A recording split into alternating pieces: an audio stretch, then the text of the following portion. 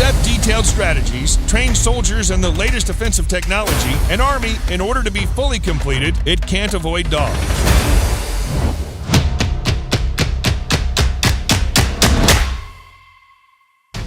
Before we start, today's debate is, which breed would you choose to be by your side on the battlefield, and how would you name your soldier?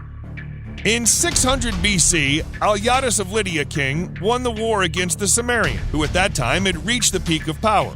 The victory would be impossible without Lydian dogs, who killed and pursued a huge number of invaders.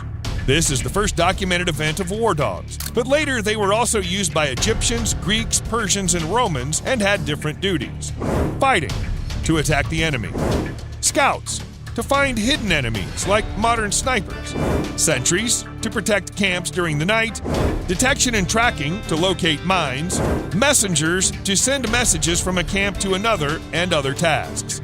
Modern war dogs are also known as military working dogs or canine and have the same tasks as their ancient relatives, except that they aren't sent in the front lines anymore. Before earning the MWD title, dogs are trained 4 to 6 months to learn the basic skills. Today, there are around 2,500 active dogs serving in U.S. military service, and they are non-commissioned officers, which means they are one rank higher than their handlers.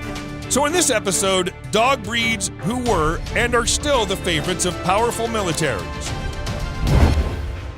Airedale Terrier. Known as the king of the terriers, this dog had some roles during World War I, like carrier of medicals and food, messenger, warning the approach of enemies, and identification of victims. They're intelligent and athletic dogs with great energy, stability, and good scenting skills. That's why they're used as police dogs in the British police force. During the First World War, an Airedale Terrier named Jack was charged with sending a message in the British headquarters. After finishing his mission, the enemy attacked him, and unfortunately he died. The message that he sent saved all his battalion, and after his death, he was rewarded with the Victoria Cross Award for gallantry in the field. English Mastiff.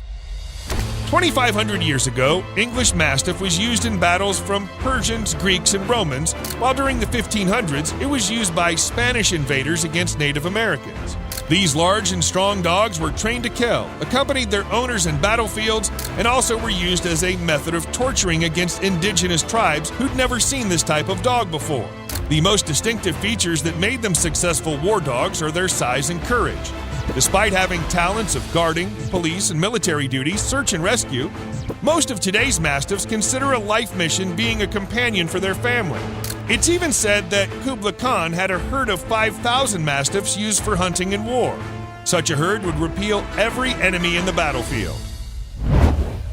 Boxer. The ancestors of these large and brave dogs can be traced at the ancient Assyrians, earlier than 2000 BC, where they were used at war. It's been one of the first breeds ever to be used in police and military service due to its characteristics: muscular body, strong jaws, intelligence, and high energy. During World War I, Boxer was a messenger dog, pack carrier, attacker, and guard dog. The most interesting tasks of this dog during the war were the transportation of communication wires, a task that they performed very well. Boxers became famous only after the Second World War for the contribution given in the battlefield. Even to this day, these dogs are used as a police and service dog in canine units in Germany and as seeing eye, guard, and narcotics dogs in the U.S. Rottweiler. At the brink of the First World War, there was a huge request for police dogs, and this has impacted the increase of interest for Rottweilers, who were hired as messengers to accept and deliver messages, for searching and giving first aid to wounded soldiers, and a guard dog for announcing the approach of the enemy. Also, there are rumors that Germans use them during interrogation phases to intimidate enemies or spies. Although Rottweilers are not used to send messages anymore, they still serve as police and military dogs because of their size, strength, and resistance to finish any job they're assigned to. Doberman Pinscher. Dobermans were one of the 5 favorite breeds of the American military forces during the Second World War. According to data, 4,000 U.S. dogs served in the Vietnam War aside their U.S. Marine Corps colleagues. 21 of them were Doberman Pinschers, but the war experience had a negative impact and most of them were euthanized after the war ended. A very intelligent and trained Doberman named Otto was able to smell and alert the position of a machine gun nest at least 100 yards away. The Marines had time to take over and all equipment was saved. During the First World War, Germans nicknamed all war dogs as Marine Corps Teufelhunde, meaning devil dogs, because of their fighting style. And this is the name Doberman's got too. Labrador Retriever. During the Vietnam War, Labradors were the favorite breed used as tracking dogs because of their keen smell and ability to be easily trained.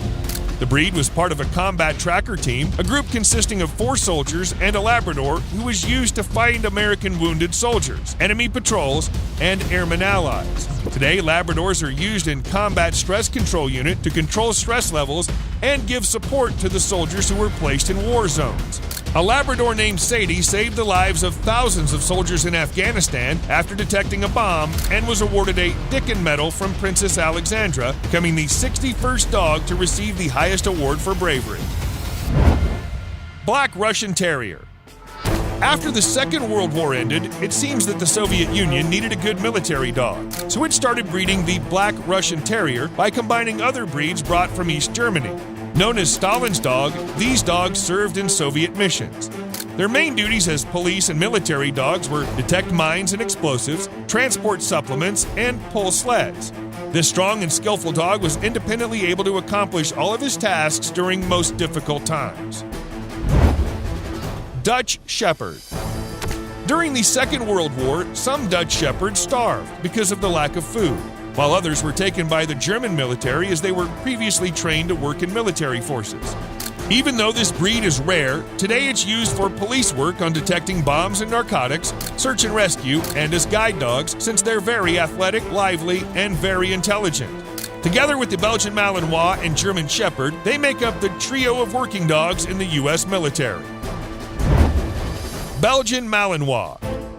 They've been the first dogs used by Belgian police, while their military career began during the First World War, where they served as messengers and assistants to the Red Cross.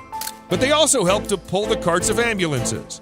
Today, Mals are very important members of the U.S. military. They work with Navy SEALs, Delta Force, and the 75 Ranger Regiment because they're trained dogs and also great skydivers. Conan, a Belgian Malinois, was hurt during a military operation that targeted the leader of ISIS, Abu Bakr al-Baghdadi. Conan's mission succeeded, and he was awarded as a hero from the White House. German Shepherd.